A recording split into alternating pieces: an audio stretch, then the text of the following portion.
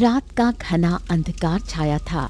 सन्नाटे में लिपटी एक प्राचीन मंदिर की छवि और हवा में गूंजते मंत्रों की ध्वनि, पास जलती हुई चिताएं उस स्थान को और भी रहस्यमयी बना रही थीं।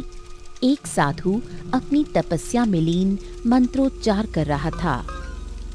ओम नमः नमः, ओम नमो नमः नमः। हे दिव्य शक्ति, मेरे तप का परिणाम दे। इस चमत्कारी पत्थर का प्रकट होना मानवता की भलाई के लिए आवश्यक है। ओम नमो नमः, ओम नमो नमः। अचानक रंग बिरंगी किरणें साधु के चारों ओर फैल गईं और एक सफेद चमकता पत्थर प्रकट हो गया। हाँ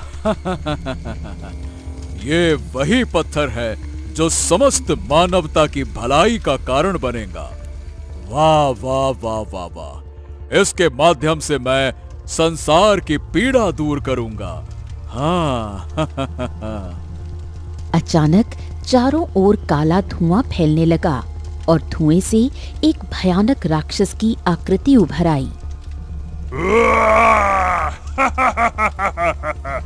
तुम्हारा प्रयास व्यर्थ है साधु। मैं कब से देख रहा था कि तुम इस पत्थर को पाने का प्रयास कर रहे हो। ये पत्थर तेरे हाथ नहीं लग सकता दुष्ट। इसे छूते ही तू राख हो जाएगा। मुझे ये सब पता है, लेकिन मैं इसे सीधे हाथ नहीं लगाऊंगा। मैं किसी ऐसे मनुष्य को ढूंढूंगा जिसका हृदय बुराई से भरा हो। वो इस पत्थर का उपयोग अपनी बुराइयों को बढ़ाने में करेगा और जैसे ही बुराई अपनी सीमा पार करेगी, मैं उसे मारकर ये पत्थर हासिल कर लूंगा। साधु क्रोध में मंत्र पढ़ने लगा। राक्षस मुस्कुराता हुआ गायब हो गया। दुष्ट, इससे पहले कि तू अपनी योजना में सफल हो, मैं तुझे भस्म कर दूंगा। लेकिन इसके लिए मुझे इस प्राचीन मंदिर में यज्ञ करना होगा। परंतु इस पत्थर को मैं मंदिर के अंदर नहीं ले जा सकता। साधु ने झाड़ियों के इर्द गिर्द एक अभिमंत्रित घेरा बना दिया और पत्थर को एक झाड़ी में छिपा दिया। साधु मंदिर के अंदर चला गया। झाड़ी में छुपा पत्थर धीरे धीरे हल्की रोशनी छोड़ने लगा। इस घटना के कुछ दिन बाद केशवनगर राज्य के एक छोटे से हरियापुर गांव में शिवा अपने पिता हरिदेव और अपनी बहन चंपा और मां के साथ रहता था। शिवा दोपहरी में अपने पिता के साथ कड़ी मेहनत से खेत में काम कर रहा था कि तभी वहां पर उसकी बहन चंपा आ पहुंची। चंपा को देखकर शिवा मुस्कुराता हुआ उसकी ओर देखकर बोला, अरे आओ चंपा, आओ आओ। अरे मैं और पिताजी तुम्हारा ही इंतजार कर रहे थे। मुझे पता है भैया कि आपको बहुत तेज भूख लगी होगी, और लगेगी भी क्यों नहीं, आप दिन रात इतनी कड़ी मेहनत जो करते हैं। अपनी पुत्री चंपा की बात सुनकर हरिदेव मुस्कुराता हुआ बोला, मेहनत करने वाला मनुष्य ही जीवन में सफल होता है। पिताजी ये लीजिए, माँ ने आपकी पसंद की सब्जी बनाई है और आज रोटी में भी घी लगा कर दिया है। चंपा की बात सुनकर शिवा और उसके पिता हरिदेव मुस्कुराने लगे। वो दोनों भोजन करने के लिए एक वृक्ष के नीचे बैठे ही थे कि तभी हरियापुर गांव का जमींदार चौधरी अपने साथी भीम के साथ वहां आ पहुंचा। जमींदार चौधरी को देखकर शिवा और उसके पिता बुरी तरह से चौंक पड़े। शिवा जमींदार चौधरी की ओर देखकर बोला, क्या बात है जमींदार, इतनी दोपहर में तुम मेरे खेत में? सब कुछ ठीक ठाक तो है ना? हाँ भैया, सब कुछ ठीक ठाक है शिवा, लेकिन कुछ देर बाद सब बिगड़ जाएगा। क्या मतलब? अरे क्या मतलब क्या शिवा, तुम्हें याद होगा कि तुम्हारे पिता ने कुछ महीने पहले मुझसे कर्ज लिया था कि नहीं लिया था, याद है? हाँ हाँ, याद है, लेकिन शायद आपको याद नहीं है कि उस कर्ज को कुछ दिनों पहले मैंने ही चुका दिया था। हाँ, बिल्कुल मुझे याद है कि तुमने कर्ज तो चुका दिया था, लेकिन मूर्ख, ब्याज नहीं चुकाया था, ब्याज। और तुम जानते हो कि मेरी ब्याज कितनी होती है। मैं जानता हूं कि तुम ब्याज चुका भी नहीं सकते, क्योंकि तुम्हारे पास धन तो है नहीं। इसीलिए मैं अपने साथी भीमा के साथ तुम्हें और तुम्हारे पिता को इस खेत से धक्के मारकर बाहर निकालने के लिए आया हूं, समझे? ये सुनकर हरिदेव पूरी तरह से चौंक पड़ा।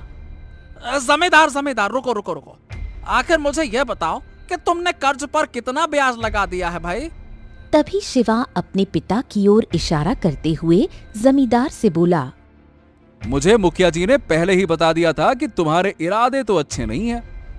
तुम्हारी नीयत मेरे पिताजी के खेत पर है और मुझे पता था कि तुम यहाँ पर ब्याज के बहाने खेत को हड़पने जरूर आओगे।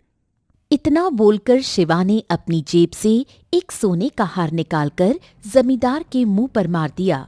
ये हार मैंने अपनी बहन के दहेज के लिए बनवाया था, जो मेहनत करके मैं बाद में दोबारा बनवा लूंगा। तुम्हारा जितना ब्याज है उससे कहीं अधिक कीमत का ये सोने का हार है, इसीलिए इसे लो और दफा हो जाओ यहां से, निकलो। जमींदार उस सोने के हार को लेकर क्रोधित अवस्था में अपने साथी भीम के साथ वहां से चला गया। कुछ देर बाद शिवा अपने पिता के साथ अपने घर लौट आया। घर पर लौटकर शिवा के पिता हरिदेव शिवा से बोले, शिवा बेटा, ये तुमने क्या किया? तुम तो जानते हो कि कुछ समय बाद चंपा का विवाह होने वाला है। तुमने कितने अरमान से उसके दहेज के लिए ये सोने का हार बनवाया था। ये क्या किया बेटा तुमने? हाँ पिताजी, मैं जानता हूं, लेकिन आप उस जमींदार के इरादे को नहीं समझ रहे थे। वो हमारा खेत हड़पना चाहता था। अगर हमारी जमीन ही हमसे छिन जाती तो फिर हम कहां जाते पिताजी? जब तक मेरे पास मेरा खेत है, मैं मेहनत करके चंपा के लिए ऐसे न जाने कितने हार बनवा सकता हूं पिताजी। शिवा की बात सुनकर शिवा की माँ रुक्मणी मुस्कुराती हुई शिवा के पिता से बोली, शिवा बिल्कुल सही कह रहा है। आप भी किसान हैं और आपका पुत्र भी किसान है, और किसान अपनी जमीन को अपने प्राण से भी अधिक चाहता है। रुक्मणी की बात सुनकर हरिदेव मुस्कुराने लगा। इधर जमींदार अपनी हवेली में अपने साथी भीम से बोला, अगर ऐसा ही सब कुछ चलता रहा तो इस गांव पर मेरी हुकूमत करने का जो सपना है वो अधूरा रह जाएगा। हाँ? अरे तो आपने उस शिवा की बात आखिरकार मानी ही क्यों मालिक? आपको सोने का हार लेने से मना कर देना चाहिए था। आप तो सीधी बात कहते जैसा आप कहते हैं। जमीन चाहिए भैया, जमीन, और जमीन लेने के लिए अड़ जाते, और क्या। अरे पागल हो गया है क्या? क्या तूने सुना नहीं शिवा ने क्या कहा था?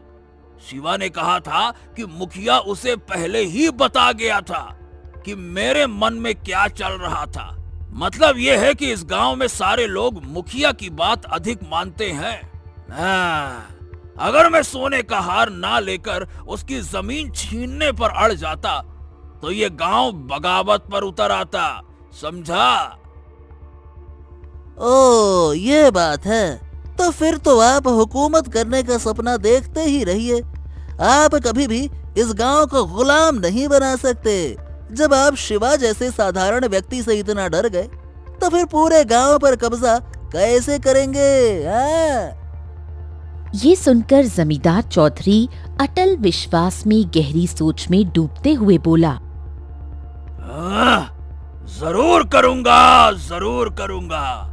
अरे तुम्हारी आंखों के सामने करूंगा भीमा, और तुम देखोगे और कहोगे कि देखो मालिक, ये सारे गांव वाले कैसे आज आपके गुलाम हैं। शाबाश, मान गए आपको। और देखना, डंके की चोट पे कहता हूं, ये सब मेरी बात मानेंगे। जमींदार की बात सुनकर भीम वहां से चला गया।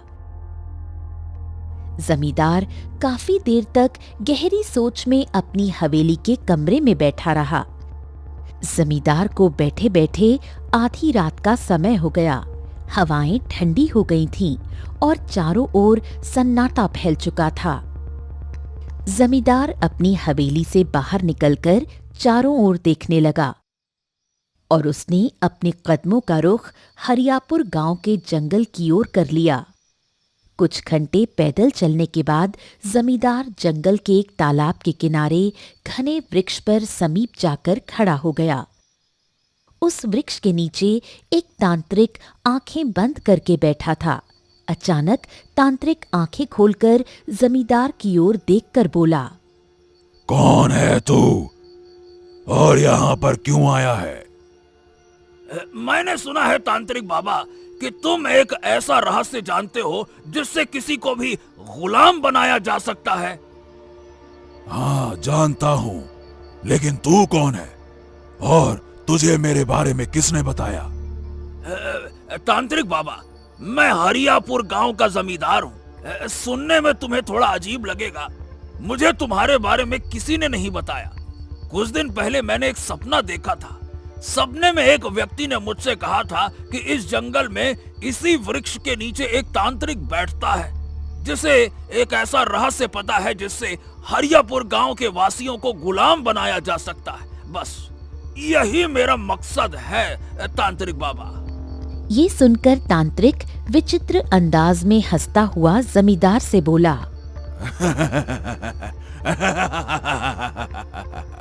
अरे, तेरे पास तो धन का भंडार है, फिर भी तुझे उस रहस्यमयी वस्तु की आवश्यकता पड़ गई है? बस मैं चाहता हूँ कि मेरे गांव वाले मेरा ही आदेश माने, बस इतनी ही छोटी सी बात है। अरे सीधे सीधे ये क्यों नहीं कहता कि तू सारे गांव वालों को गुलामी की भट्टी में झोंककर खुद उनका राजा बनना चाहता है? ऐसा बोलना, बातें क्यों घुमाता है? हाँ, बिल्कुल ऐसा ही समझो। हाँ, तो फिर ठीक है, यहाँ से दाहिनी दिशा की ओर अपने कदम का रुख कर ले। कुछ दूर जाकर तुझे एक प्राचीन मंदिर मिलेगा। उस प्राचीन मंदिर के बाहर झाड़ियों में एक सफेद रंग का पत्थर है जो कि सफेद रंग की किरणों से ही चमक रहा होगा। तुझे दिख जाएगा। उस पत्थर को उठाना और उसे अपने पास रख लेना। जानता है उस पत्थर की विचित्रता क्या है? जब तक वो पत्थर तेरे पास रहेगा, इस संसार का कोई भी व्यक्ति चाह कर भी तेरा कुछ नहीं बिगाड़ सकता। तो जिसको जैसा चाहे वैसा आदेश देगा, उसे तेरा आदेश मानना ही होगा। अगर वो ऐसा नहीं करेगा तो उनके घर में कुछ न कुछ ऐसा अनर्थ होगा जिससे वो तेरी बात मानने के लिए मजबूर हो जाएगा। और हाँ, तेरा भय सारे गांव में फैल जाएगा। याद रखना, जब तक लोगों के मन में डर पैदा नहीं होता तब तक उन्हें गुलाम नहीं बनाया जा सकता। समझा? समझ गया ना? तांत्रिक की बात सुनकर जमींदार हंसता हुआ तांत्रिक के बताए हुए रास्ते की ओर चल पड़ा। जमींदार जैसे जैसे आगे बढ़ रहा था, सन्नाटा बढ़ता जा रहा था कि तेज हवाओं का स्वर जंगल में बड़ी ही विचित्र ध्वनि पैदा कर रहा था। कुछ ही देर में जमींदार एक प्राचीन मंदिर के सामने खड़ा हुआ था। जमींदार वहां पर खड़े होकर आसपास कुछ खोजने लगा। कुछ ही देर में जमींदार की नजर झाड़ियों पर पड़ी। झाड़ियों के अंदर कोई वस्तु रखी हुई सफेद रंग की किरणों से चमक रही थी। जमींदार अपने आप से बोला, हाँ, लगता है इस झाड़ियों के अंदर वही पत्थर पड़ा हुआ है जिसके बारे में मुझे तांत्रिक ने बताया था। इतना बोलकर जमींदार उस दिशा की ओर चल पड़ा। कुछ ही देर में जमींदार की नजर झाड़ियों पर पड़े हुए छोटे से सफेद पत्थर पर पड़ी जो सफेद रंग की किरणों से चमक रहा था। जमींदार ने तुरंत उस पत्थर को उठा लिया। अगले ही पल उस पत्थर से इंसानी आवाज जमींदार के कानों में टकराई। इस पत्थर को उठाने से पहले एक बात अच्छी तरह से जान ले। अच्छे कर्म करने से ये पत्थर तेरी किस्मत बदल सकता है, लेकिन अगर तूने बुरे इरादे से उठाया तो ये तेरा सर्वनाश भी कर सकता है। अच्छे काम करो। अरे भैया, अच्छे काम करके आज तक किसी को फायदा हुआ है क्या? अरे बड़े आए नसीहत देने वाले, अच्छे काम करो। जैसी तेरी इच्छा। जब तक मैं तेरे पास रहूंगा तब तक तेरा कोई कुछ नहीं बिगाड़ सकता। अब तेरे ऊपर है कि तू मुझे अच्छे कार्य का आदेश देता है या बुरे कार्य का। जमींदार ने पत्थर को तुरंत अपनी जेब में रख लिया और गांव आ पहुंचा। अगले दिन जमींदार सीधे शिवा के खेत में पहुंच गया और शिवा की ओर देखकर बोला, अपने पिता के साथ इस खेत को अभी और इसी समय खाली कर दो, अन्यथा तुम्हें इसका बहुत बुरा परिणाम भुगतना पड़ेगा, समझे? लगता है तुम पागल हो गए हो क्या? सीधी तरह से यहाँ से चले जाओ। तुम मुझसे उम्र में बड़े हो और मैं तुम पर हाथ उठाऊंगा, ये मुझे अच्छा नहीं लगेगा। ओ, ऐसी बात है। अब भैया, जैसी तुम्हारी मर्जी। इतना बोलकर जमींदार खेत की फसल देखकर शिवा से बोला, ओ, तो ये फसल तुमने बहुत मेहनत से उगाई है ना शिवा? मैं तुम्हें कल तक का समय देता हूँ। तुम शायद जानते नहीं कि अब मेरे पास कौन सी शक्ति है। फिलहाल मेरे जाते ही तुम्हारी फसल में आग लग जाएगी। इतना बोलकर जमींदार भीम के साथ वहां से चला गया। जमींदार को गए हुए कुछ ही पल हुए थे, अचानक शिवा के खेत में आग लग गई। ये देखकर शिवा के हाथ पैर फूल गए। शिवा अपने पिता की ओर देखकर बोला, हाँ, ये ऐसे कैसे संभव हो सकता है पिताजी? जमींदार ने कहा था आग लग जाएगी और आग लग गई। अरे फिलहाल तो इस खेत से जल्दी से बाहर निकलो, आग बहुत तेजी से फैल रही है, जल्दी चलो। अपने पिता की बात सुनकर शिवा खेत से बाहर निकल गया। कुछ देर में शिवा की फसल जलकर राख हो गई। आश्चर्य की बात ये थी कि फसल केवल शिवा की ही जलकर राख हुई थी, उसके आसपास की फसल में आग नहीं लगी थी। शिवा आश्चर्य से अपने पिता से बोला, कुछ तो गड़बड़ है पिताजी। हाँ, तुम सही कहते हो बेटा। इधर जमींदार भीम के साथ अपनी हवेली पहुंच गया। हवेली पहुंचकर भीम जमींदार से बोला, जमींदार जी, मेरी तो कुछ भी समझ में नहीं आ रहा। अरे आप शिवा के खेत में क्या करने के लिए गए थे? मैं क्या करने के लिए गया था? अरे बस देखते जा, तुझे सब कुछ समय के बाद पता लग जाएगा। इधर शिवा हरियापुर गांव के मुखिया के पास आ पहुंचा और उसे सारी घटना बताते हुए बोला, मुझे अभी भी विश्वास नहीं हो रहा मुखिया जी। हो सकता है शिवा की ये केवल एक इत्तेफाक हो, ऐसा भी तो हो सकता है ना? अरे नहीं मुखिया जी, ऐसा कोई इत्तेफाक हो ही नहीं सकता।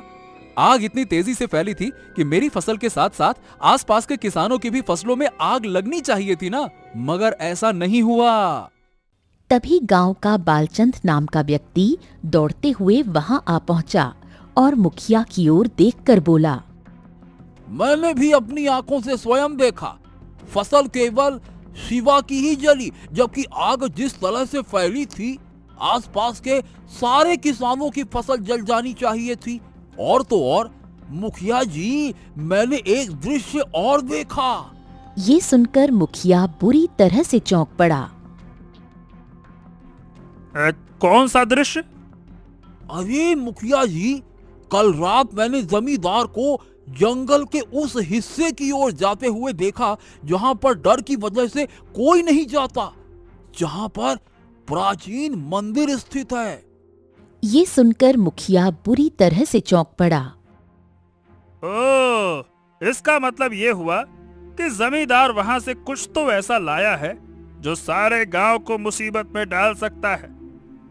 मुझे तुरंत जमींदार से मिलना चाहिए, चलो मेरे साथ। कुछ ही देर में मुखिया बालचंद और शिवा के साथ जमींदार की हवेली में पहुंच गया। जमींदार भीम के साथ बैठा हुआ था। मुखिया को देखकर जमींदार रहस्यमयी अंदाज में बोला, अरे यहाँ पर क्यों आए हो मुखिया? जमींदार, बालचंद बता रहा था कि तुम कल जंगल के उस हिस्से की तरफ गए थे जहां पर दिन में भी कोई लोग नहीं जाते हैं। सबको डर लगता है वहां से जाने में। आखिरकार तुम वहां से ऐसा क्या लेकर आए हो जिससे तुमने शिवा के खेत में आग लगा दी? बोलो। जमींदार क्रोधित होता हुआ मुखिया से बोला। जंगल के उस हिस्से की तरफ आम आदमी नहीं जाते तो नहीं जाते, परंतु मुझ जैसे निडर आदमी जाते हैं, समझे? वो इलाका किसी के बाप का नहीं है जो मैं किसी से पूछ कर जाऊंगा। और रहा सवाल वहां से कोई वस्तु लाने का, तो हाँ, मैं वास्तव में ऐसी वस्तु लाया हूं जो सारे गांव को बर्बाद और तबाह कर सकती है। अब मेरी बात गौर से सुनो। मुखिया, आज से सारे गांव वालों की जमीन मेरी कहलाएगी। अगर तुम गांव वालों ने अपना मुंह महाराज के सामने खोला तो तुम सबको बहुत बुरा अंजाम भुगतना होगा। ओहो, तुम्हें लगता है कि तुम्हारी इन गीदड़ भपकियों से हम डर जाएंगे? अरे मैं किसी भी गांव के वासी की जमीन तुम्हें नहीं छीनने दूंगा, समझे? हाँ तो ठीक है मुखिया, इस गांव में सबसे अधिक जमीन तुम्हारी है ना, तो तुम्हारी जमीन पर फसल जो अभी लहलहा रही है, अब उस फसल में आग लगेगी।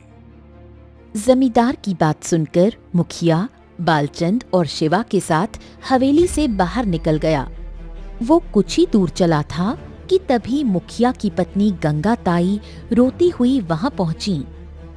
अरे क्या हो गया गंगा, तुम इतना रो क्यों रही हो? आज फसल कटाई का दिन था, मगर अभी कुछ देर पहले अचानक हमारे खेत में आग लग गई। सारी फसल जलकर राख हो गई, हम बर्बाद हो गए। ये सुनकर मुखिया को चक्कर आते हुए महसूस होने लगे।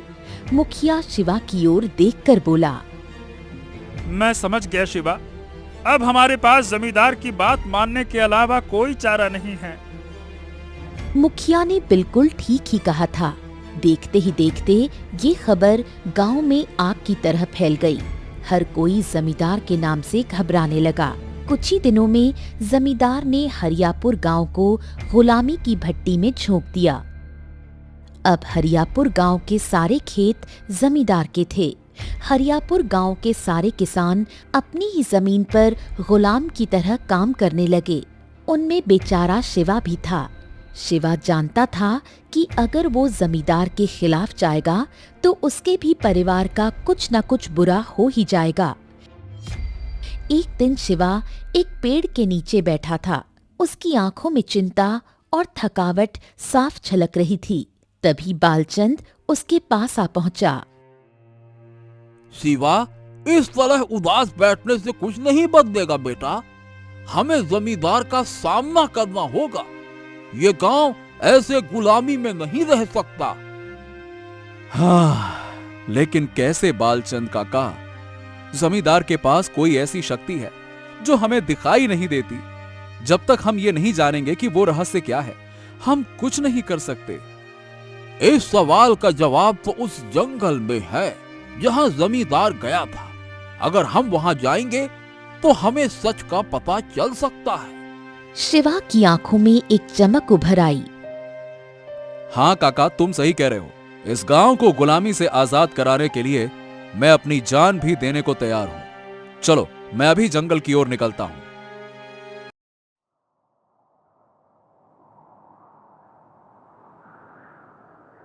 कुछ ही देर में शिवा जंगल के बीच एक प्राचीन मंदिर के पास पहुंच गया। वहां का माहौल रहस्यमय और सन्नाटे से भरा था। शिवा मंदिर के अंदर चला गया जहां एक साधु ध्यान मग्न बैठे थे। तुम कौन हो पुत्र? इस पवित्र स्थान पर क्या काम है तुम्हारा? महाराज को प्रणाम। मैं शिवा हूं। मैं अपने गांव को जमींदार के अत्याचार से मुक्त कराना चाहता हूं महाराज। मेरे गांव के काका बालचंद ने देखा था कि जमींदार इसी जंगल में आया था। तब से वो बहुत शक्तिशाली हो गया है। तो क्या आप बता सकते हैं कि इसका कारण क्या है? साधु ये सुनकर गंभीर हो गए और मंदिर से बाहर आकर चारों ओर देखने लगे। जैसे ही उनकी नजर झाड़ियों पर पड़ी, हाँ, शायद जमींदार वो चमत्कारी पत्थर यहां से उठा ले गया है। वो उसे शक्तिशाली बना रहा है, परंतु उसने अपनी बुराई से बहुत बड़ी मुसीबत को न्योता दे दिया है। हमें तुरंत तुम्हारे गांव चलना होगा। वो राक्षस मेरी सोच से कहीं अधिक चालाक निकला। इधर जमींदार अपनी हवेली में बैठा उस रहस्यमय पत्थर को देख रहा था। तभी वहां वही तांत्रिक प्रकट हो गए जिसने जमींदार को पत्थर के बारे में बताया था। यहाँ क्या कर रहे हो? अब वो पत्थर मुझे दे दो। अरे अरे अरे अरे, पगला गए हो क्या? इस पत्थर ने मुझे असीम शक्ति दी है और अब सिर्फ इस गांव को नहीं बल्कि राजा विक्रम को भी मैं अपना गुलाम बनाऊंगा।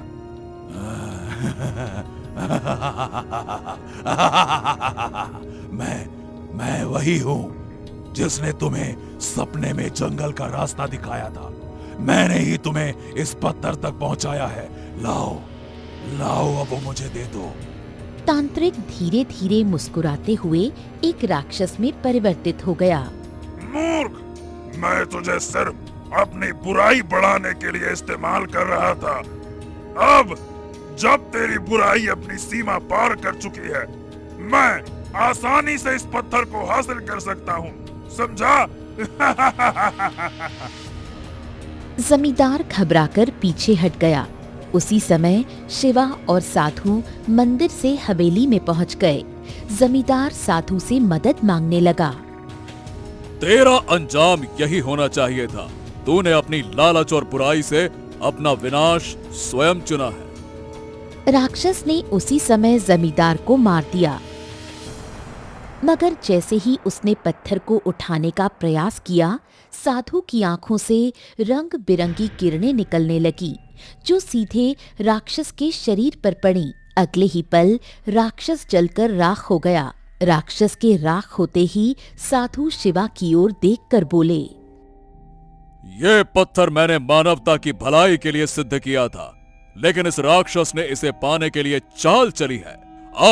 अब ये पत्थर सुरक्षित रहेगा। इतना बोलकर साधु वहां से गायब हो गए। कुछ ही देर में सारे गांव में ये खबर फैल गई कि जमींदार राक्षस के हाथों मारा गया और राक्षस भी जलकर राख हो गया। शिवा ने सारे गांव को गुलामी की भट्टी से आजाद कर दिया। गांव वालों ने मिलकर जमींदार के साथी भीम को धक्के देकर गांव से बाहर निकाल दिया। बुराई का अंत हो चुका था और गांव में एक नई सुबह का आरंभ हो चुका था।